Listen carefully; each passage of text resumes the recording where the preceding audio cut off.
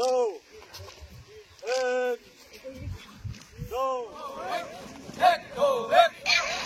company daily 5 kilometre running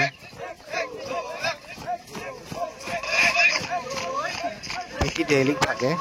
morning 5টা বজাত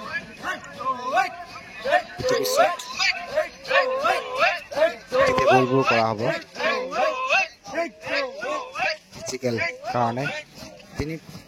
মাহটো ফুৰ্তিল হয় এয়া ৰানিং কৰাৰ পিছত ফিজিকেল ট্ৰেইনিং দিয়া আছে যেটো ফিজিকেলটো মোষ্ট ইম্পৰ্টেণ্ট হয় 3 মাহ এটাৰ ফুৰ্তিলে হ'ব ফুৰ্তিলটো ট্ৰেইনিং 3 মাহ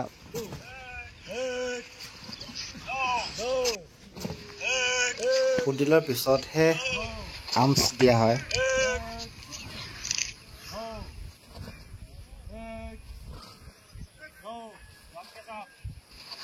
ভাগৰি গৈছে যদিও কিন্তু চেষ্টা এৰা নাই গুড বহুত কষ্টৰ ফলত যেটো চাকৰিটো পাইছে চাকৰিটো পাইনো কেনেকৈ হেৰাব কাৰণ ট্ৰেইনিং যেটো এবছৰ ট্ৰেইনিংটো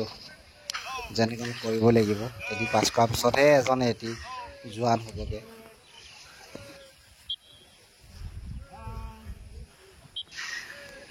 50 টাইম পুশ আপ কন্টিনিউ 50 বাৰ পুশ আপ মাৰিব দিয়া হয়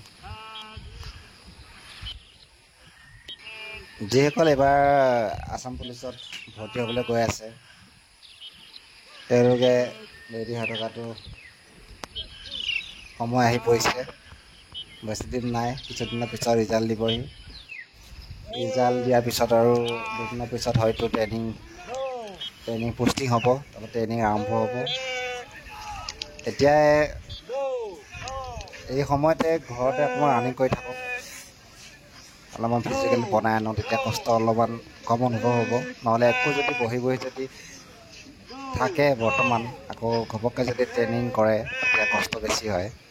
কাৰণে ৰানিংটো কণ্টিনিউ ৰখাটো ভাল আৰু ভিডিঅ'টো লাইক কমেণ্টটো কৰি দিব আৰু চেনেলটো ছাবস্ক্ৰাইব কৰি দিব ভাই বন্ধু শ্বেয়াৰ কৰি দিব আজিলৈ ধন্যবাদ